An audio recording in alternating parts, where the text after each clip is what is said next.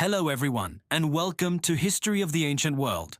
Today, we're journeying back in time to marvel at the incredible ingenuity of our ancestors. We often think of technology as a modern phenomenon. Smartphones, rockets, the internet. But what if I told you that ancient civilizations developed technologies so advanced they still baffle engineers and historians today? Forget the stereotype of primitive people in mud huts. We're talking about precision engineering, complex chemical compounds, and even early forms of computing that existed thousands of years ago. Let's start in ancient Greece with a device so mysterious it's often called the world's first analog computer. Discovered in a shipwreck off the coast of a Greek island, the Antikythera mechanism is a marvel of bronze gears and dials. Dating back to the 2nd century BC, this intricate device wasn't just a simple clock. It could predict astronomical positions, eclipses, and even track the 4-year cycle of the ancient Olympic Games. Imagine, over 2,000 years ago, someone crafted a portable cosmos, a mechanical calculator that could map the heavens. The level of miniaturization and complexity of its gear trains wouldn't be seen again for over 1,000 years, not until the astronomical clocks of medieval Europe. The sheer genius required to design and build this is staggering. It completely reshapes our understanding of what the ancient Greeks were capable of. It wasn't just philosophy and art, it was high-tech engineering. Now let's travel east, to the heart of ancient Rome, an empire renowned for its monumental construction projects. How did they build structures like the Colosseum and the Pantheon that have withstood the test of time for 2 millennia?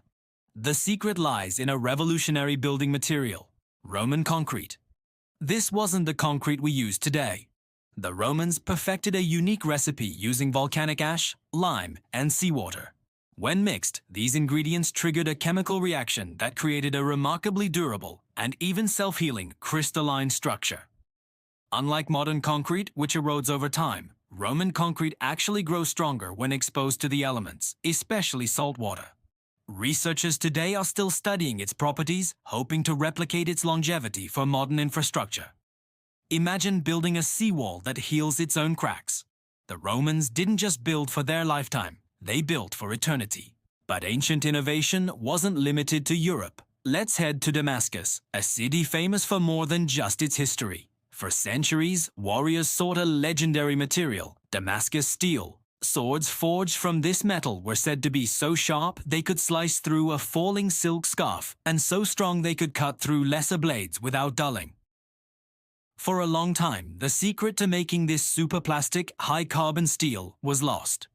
Modern scientists, using electron microscopes, discovered that the strength and distinctive wavy pattern of Damascus steel came from its internal structure at a nanoscale. It contained carbon nanotubes and cementite nanowires, structures we only discovered in the late 20th century. The ancient smiths of the Near East had, through trial and error, mastered a form of nanotechnology. They created a material that was, in many ways, centuries ahead of its time. The loss of this technique represents a genuine step backward in metallurgical history. From incredible materials, let's turn to incredible power. In the lands of Parthia, in what is now modern-day Iraq, archaeologists unearthed a curious clay pot. Inside was a copper cylinder surrounding an iron rod. It looks simple, but this object, known as the Baghdad Battery, may be one of the most controversial ancient artifacts ever found. Dating back to around 250 BC, some researchers believe it was a galvanic cell, a simple battery. When filled with an acidic substance like vinegar or grape juice, it can generate a small but steady electric current. What would they have used it for? The leading theory is electroplating, using electricity to coat objects with a thin layer of metal like gold or silver. While this is still debated, the possibility that ancient artisans were experimenting with electricity over 2,000 years before Volta is electrifying in itself. It challenges the entire timeline of electrical engineering. Let's journey to the New World, to the highlands of Peru. The Inca Empire managed a vast and complex territory without a written language as we know it. So how did they keep records, track inventory, and send messages? They used a fascinating device called the quipu. This was a system of knotted cords, where the type of knot, its position on the cord, the color of the string, and the length of the string all represented different data. It was a tactile, three-dimensional system of information storage. Some were simple accounting tools, tracking llama herds or grain harvests. but others were incredibly complex, possibly recording laws, histories, and even poems. We are still working to decipher the most complex quipus, but it's clear they were a sophisticated, non-verbal language of data. In a way, it was an ancient binary code, storing vast amounts of information in a physical, portable format. A true data management system from a civilization without a single written word. Back in the ancient world, public health was also a major concern. In the Indus Valley Civilization, in cities like Mohenjo-Daro, built over 4,500 years ago, we find evidence of the world's first known urban sanitation systems. Nearly every home had a private bathing area and a toilet, connected to a sophisticated network of underground drainage channels. These covered drains, made of baked brick, ran along the streets and carried waste away from residential areas. They even included manholes for cleaning and maintenance. This level of city planning and focus on public hygiene was unparalleled in the ancient world and wouldn't be matched in many parts of Europe until the 19th century.